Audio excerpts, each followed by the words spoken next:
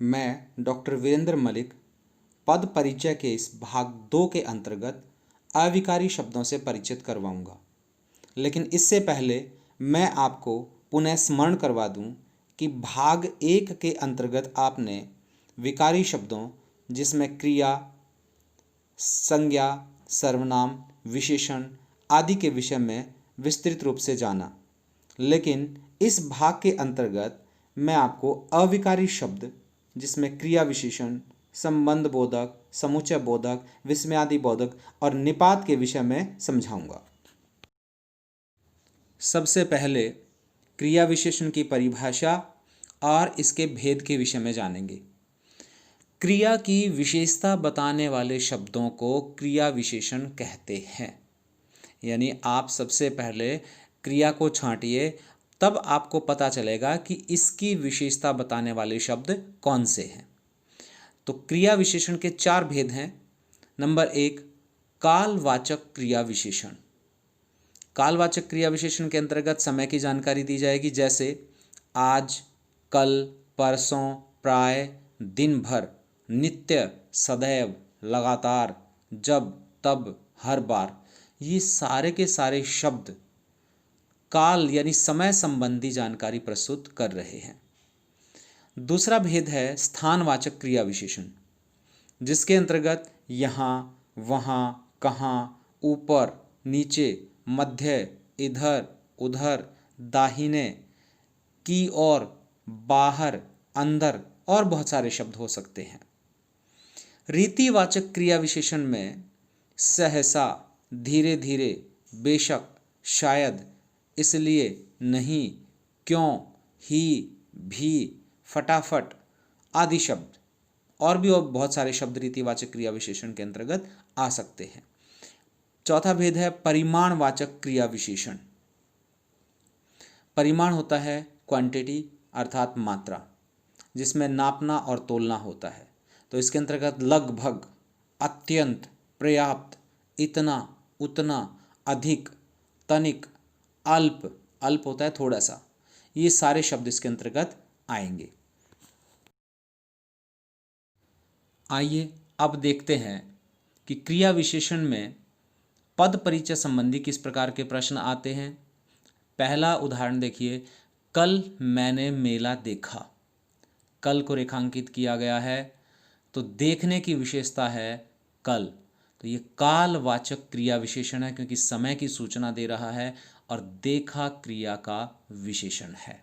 दूसरा भेद देखिए, मैं रोज सवेरे व्यायाम करता हूँ। रोज सवेरे, तो ये भी कालवाचक क्रिया विशेषण है, करता हूँ क्रिया का विशेषण है। बच्चे उधर खेल रहे हैं।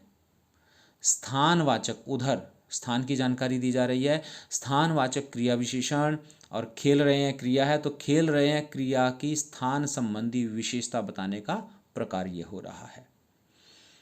वह ऊपर बैठा है। ऊपर, तो ऊपर शब्द है स्थानवाचक क्रिया विशेषण और बैठना क्रिया है यहाँ पर, तो बैठा है क्रिया की स्थान संबंधी विशेषता बताने का प्रकार है। बहुत आसान है, 2 ही इसमें आप संकेत देंगे तो आपको पूरे अंक मिल जाएंगे। 5वां उदाहरण, थोड़ा खाओ नहीं तो बीमार पड़ जाओगे। थोड़ा शब्द को रेखांकित किया गया है, परिमाणवाचक क्रिया विशेषण, थोड़ा यानी कम, तो ये परिमाण है। परिमाणवाचक क्रिया विशेषण खाओ क्रिया की परिमाण संबंधी विशेषता बताने का प्रकार है। छठा उदाहरण है, मेरी बात पर बहुत हंसा। वह मेरी बात पर बहुत हंसा। बहुत, हंसना क्रिया है और वो बहुत शब्द आ गया, तो ये बहुत, कितना बहुत, तो ये परिमाण संबंधी विशेषता है, तो परिमाणवाचक क्रिया विशेषण और हंसा क्रिया की परिमाण संबंधी विशेषता बताने का प्रकार है। विभा मधुर गाती है। मधुर को रेखांकित किया गया है, रीतिवाचक क्रिया विशेषण, सामान्य जानकारी यहाँ दी गई है, तो रीतिवाचक क्रिया विशेषण है। गाती है क्रिया की रीति संबंधी विशेषता बताने का प्रकार यह हो रहा है। 8वां उदाहरण, वह धीरे धीरे चलता है। धीरे धीरे को रेखांकित किया गया है, रीतिवाचक क्रिया विशेषण है। चलता है क्रिया की रीति संबंधी विशेषता बताने का प्रकार यह हो रहा है। अविकारी शब्दों का दूसरा भेद है संबंध बोधक। पहले इसकी परिभाषा जानते हैं। जो अव्यय अव्यय होते हैं जिसमें कोई परिवर्तन ना हो सके, यानी लिंग, कारक, काल, वचन आदि के आधार पर जिसमें कोई परिवर्तन ना हो सके, वे अव्यय कहलाते हैं। तो जो अव्यय शब्द वाक्य में आए शब्दों का एक दूसरे से संबंध बताते हैं वह संबंध बोधक कहलाते हैं। जैसे के ऊपर, के सामने, के द्वारा, के वास्ते, के मारे, की और, के आगे, के बिना, से पहले, के अंदर, उसके पीछे, के कारण आदि आदि शब्द। अब मैं आपको संबंध बोधक विषय को उदाहरणों के माध्यम से समझाता हूँ। पहला उदाहरण है, अध्यापक विद्यार्थियों के आगे चल रहा था। के आगे को रेखांकित किया गया है। अब इसको देखिए कैसे संबंध स्थापित करता है। ये संबंध बोधक अव्यय है। अध्यापक और विद्यार्थियों, ये दो शब्द हैं, ये संज्ञा शब्द हैं। इन दो संज्ञा शब्दों के बीच संबंध स्थापित करने का कार्य कर रहा है। दूसरा उदाहरण देखिए, आजकल प्रांजल रोहन के साथ रहता है। के साथ, तो के साथ हो गया संबंध बोधक अव्यय। प्रांजल और रोहन संज्ञाओं के बीच संबंध स्थापित करने का प्रकार्य। बहुत आसान है, बहुत सरल है। तीसरा उदाहरण, मेरे घर के सामने स्कूल है। के सामने, यह भी संबंध बोधक अव्यय है। घर और स्कूल संज्ञाओं के बीच संबंध स्थापित करने का प्रकार्य हो रहा है। चौथा उदाहरण, परिश्रम के बिना जीवन सफल नहीं होता। के बिना, संबंध बोधक अव्यय। परिश्रम और जीवन संज्ञाओं के बीच संबंध स्थापित करने का प्रकार्य। पांचवा उदाहरण, घर के अंदर बिल्ली है। के अंदर, ये संबंध बोधक अव्यय है। घर और बिल्ली संज्ञाओं के बीच संबंध स्थापित करने का प्रकार्य। छठा उदाहरण, झील के उस पार पहाड़ी है। के और पार, ये दो शब्द को रेखांकित किया गया है, तो ये संबंध बोधक अव्यय है। झील और पहाड़ी संज्ञाओं के मध्य संबंध स्थापित करने का प्रकार्य। बहुत सरल है, केवल दो संकेत आप देंगे पद परिचय के अंतर्गत तो आपको पूरे अंक मिल जाएंगे। अगला विषय है समुच्चय बोधक। इसकी परिभाषा देखिए, जो अव्यय दो शब्दों या वाक्यों को जोड़ें वे समुच्चय बोधक कहलाते हैं। दो शब्दों या वाक्यों को जोड़ने वाले, जैसे और, तथा, एवं, परंतु, इसलिए, अथवा, बल्कि, फिर भी, अन्यथा, नहीं तो, फलतः, क्योंकि, कि, ताकि, तथापि, यानी, अर्थात, चूंकि। ये बहुत सारे शब्द हैं जो समुच्चय बोधक के अंतर्गत आते हैं। अब इसके दो भेद हैं और साथ साथ मैं उदाहरणों के माध्यम से इसको स्पष्ट करता चलूँगा। तो पहला भेद है समानाधिकरण समुच्चय बोधक अव्यय। समानाधिकरण में व्यायाम करो और स्वस्थ रहो और दिया गया है, यानी समान है दोनों उपवाक्य, तो समानाधिकरण समुच्चय बोधक अव्यय। व्यायाम करो, स्वस्थ रहो, दोनों उपवाक्यों को जोड़ने का कार्य कर रहा है। ध्यान दो, यहाँ दो उपवाक्य हैं, इन दोनों को जोड़ने का कार्य कर रहा है, तो हम ऐसे ही लिखेंगे कि दोनों उपवाक्यों को जोड़ने का कार्य। दूसरा भेद इसमें, दूसरा उदाहरण, सभी आ गए परंतु विवेक अभी तक नहीं आया। परंतु, तो ये भी समानाधिकरण समुच्चय बोधक अव्यय है। सभी आ गए, विवेक अभी तक नहीं आया, इन दोनों उपवाक्यों को जोड़ने का प्रकार्य हो रहा है। अब समुच्चय बोधक के दूसरे भेद पर आते हैं। दूसरा भेद है व्यधिकरण समुच्चय बोधक। राधा गरीब है इसलिए नए कपड़े नहीं खरीद पाती। तो व्यधिकरण समुच्चय बोधक अव्यय, राधा गरीब है और नए कपड़े नहीं खरीद पाती, इन दोनों वाक्यों को जोड़ने का कार्य हो रहा है। देखिए मैं इनकी परिभाषाओं पर ज़्यादा विस्तृत रूप में नहीं जाता कि ये समानाधिकरण किसे कहते हैं, व्यधिकरण किसे कहते हैं, तो विषय बहुत विस्तृत हो जाएगा। आप जो विषय परीक्षा में आता है केवल उसी पर ध्यान केंद्रित करें। अगला विषय है विस्मयादि बोधक। मुझे लगता है कि आप विस्मयादि बोधक से पहले से ही भली भांति परिचित होंगे। इसकी परिभाषा देखिए, वे शब्द जिन्हें बोलने, लिखने तथा सुनने में आश्चर्य, शोक, हर्ष, घृणा आदि भावों की अनुभूति होती है, उन्हें विस्मयादि बोधक कहते हैं। जैसे उदाहरण देखिए, अरे आप अभी तक यहीं खड़े हैं। अरे को रेखांकित किया गया है और इसके आगे विस्मयादि बोधक चिन्ह भी लगा है। तो ये विस्मयादि बोधक अव्यय शब्द वे होते हैं जिनमें कोई परिवर्तन नहीं होता, मैं ये पहले बता चुका हूँ। तो विस्मयादि बोधक अव्यय आश्चर्य का भाव प्रकट करने का प्रकार्य है। दूसरा उदाहरण, हाय उसके जीवन में दुख ही दुख हैं। हाय ये विस्मयादि बोधक अव्यय है, लेकिन ये शोक सूचक है। ध्यान रखें, ये शोक सूचक है। वाह आज तो मजा आ गया, वाह को रेखांकित किया गया है। विस्मयादि बोधक अव्यय हर्ष बोधक भी हो सकता है और प्रसन्नता सूचक भी हो सकता है। मैंने दोनों संकेत यहां दिए हैं। हर्ष का भाव प्रकट करने का प्रकार्य है। शाबाश तुमने बहुत अच्छा कार्य किया है। तो शाबाश इसको भी हम विस्मयादि बोधक अव्यय के अंतर्गत रखेंगे। हर्ष बोधक है ये भी शब्द, और हर्ष का भाव प्रकट करने का प्रकार्य, दोनों में से कोई एक सूचना हम इसमें दे सकते हैं। और ये अंतिम विषय है निपात। इसकी परिभाषा है, किसी शब्द या पद के बाद लगकर उसके अर्थ में विशेष प्रकार का बल भर देने वाले अव्यय निपात कहलाते हैं। जैसे ही, भी, तो, तक, भर, मात्र या केवल। इसके उदाहरणों से मैं आपको समझाता हूं। पहला उदाहरण, अब तो माताजी को ही जाना पड़ेगा।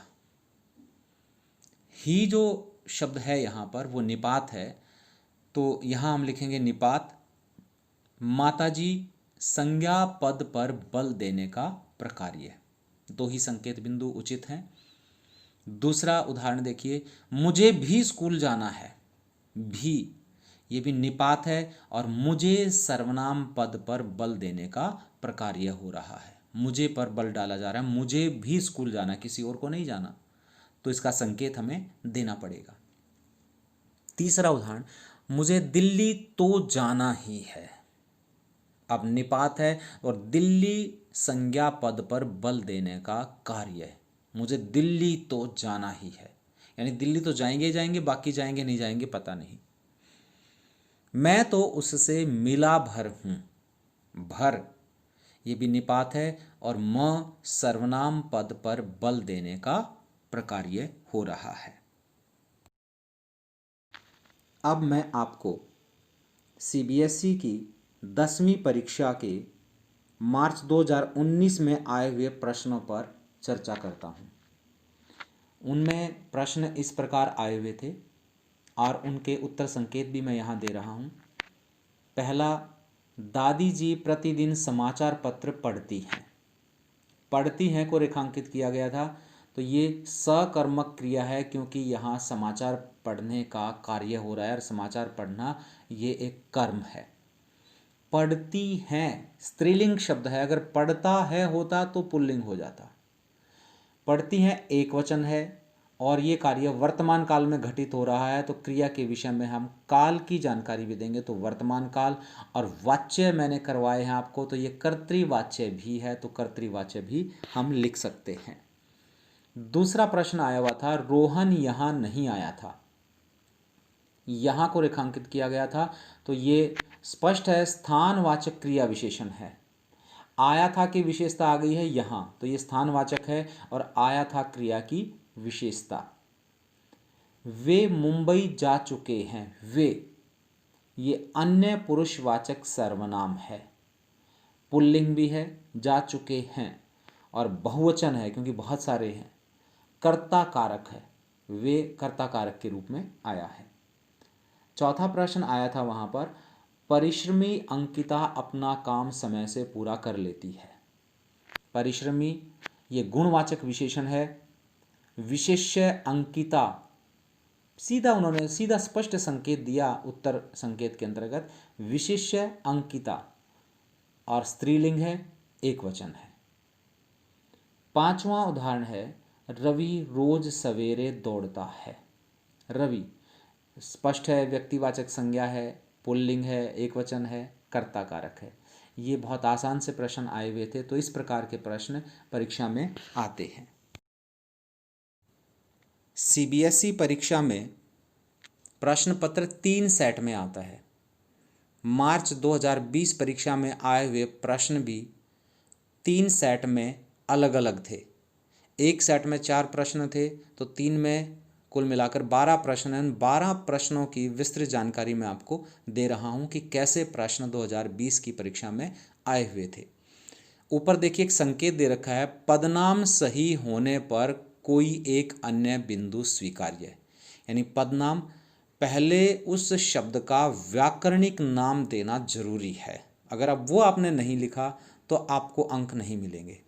जैसे आजकल प्रदूषण तेजी से फैल रहा है, प्रदूषण को रेखांकित किया गया है, तो प्रदूषण क्या है, भाववाचक संज्ञा, और प्रदूषण शब्द पुल्लिंग है, एक वचन है, कर्ता कारक है। अब यहाँ देखिए, अगर हमने भाववाचक संज्ञा शब्द नहीं लिखा तो आपको अंक नहीं मिलेंगे। तो सबसे पहले किसी भी शब्द का व्याकरणिक नाम लिखना जरूरी है, इसी को हम पदनाम कहते हैं। दूसरा प्रश्न आया था, वक्त काटने के लिए खीरे खरीदे होंगे।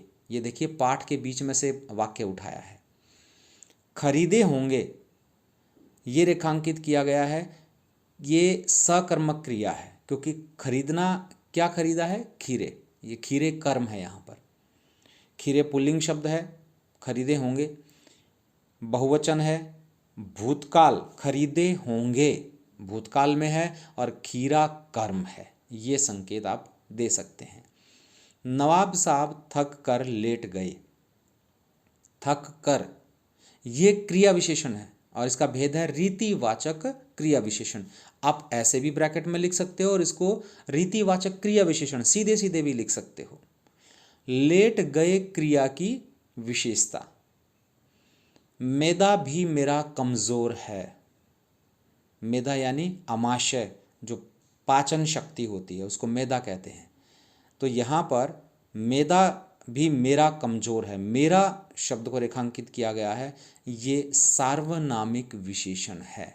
मेदा भी मेरा कमजोर है, ये सार्वनामिक विशेषण है, और एक वचन है, पुल्लिंग है, विशेष्य मेदा है। ये थोड़ा सा कठिन हो सकता है विद्यार्थियों के लिए। सफ़ेद घोड़ा भागता है, सफ़ेद को रेखांकित किया गया, सफ़ेद गुणवाचक विशेषण है क्योंकि यहाँ घोड़े की विशेषता बताई गई है, सफ़ेद पुल्लिंग है, एक वचन है, घोड़ा विशेष्य का विशेषण है। ऐसे भी लिख सकते हैं और ऐसे भी लिख सकते हैं कि घोड़ा विशेष्य, विशेषण तो दे ही रखा है। खीरा लजीज होता है, खीरा को रेखांकित किया गया है, खीरा जातिवाचक संज्ञा है, एक वचन है, पुल्लिंग है, सब जानते हैं पुल्लिंग है, कर्ता कारक है। तो 2020 की परीक्षा में और अन्य उदाहरण देखिए। 7वां जो प्रश्न आया हुआ है, यह भाषा किस क्षेत्र में बोली जाती है। यह भाषा, अगला शब्द है भाषा, ये संज्ञा शब्द है, और संज्ञा से पहले अगर सर्वनाम आ जाए तो उसको सार्वनामिक विशेषण कहते हैं। तो यह शब्द जो है वो सार्वनामिक विशेषण के अंतर्गत आएगा। सार्वनामिक विशेषण, भाषा के विषय में जानकारी है तो ये स्त्रीलिंग हो गया। ध्यान रखें, सर्वनाम या विशेषण जो शब्द होते हैं वो दूसरों के कारण ही स्त्रीलिंग या पुल्लिंग में गिने जाते हैं। एक वचन है, भाषा विशेष्य है, या ऐसे भी लिख सकते हैं भाषा विशेष्य का विशेषण है। वह हमेशा सच बोलता है, हमेशा कालवाचक क्रिया विशेषण है, सच बोलना क्रिया है तो क्रिया की विशेषता बता दी हमेशा, तो ये समय की सूचना दे रहा है। कालवाचक क्रिया विशेषण है, बोलता है क्रिया की विशेषता। बाग में कुछ महिलाएं बैठी थीं, बैठी थीं अकर्मक क्रियाएं हैं, बैठना, उठना, चलना, भागना, दौड़ना, हंसना, रोना, ये सब अकर्मक क्रियाएं हैं, तो यहाँ अकर्मक क्रिया है। स्त्रीलिंग है, बैठी थी, बैठे थे होता तो शायद पुल्लिंग होता।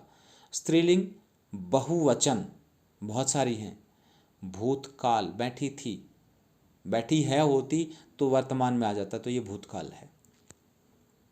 10वां प्रश्न, मुझे अपनी पत्नी और पुत्र की मृत्यु याद आ रही है।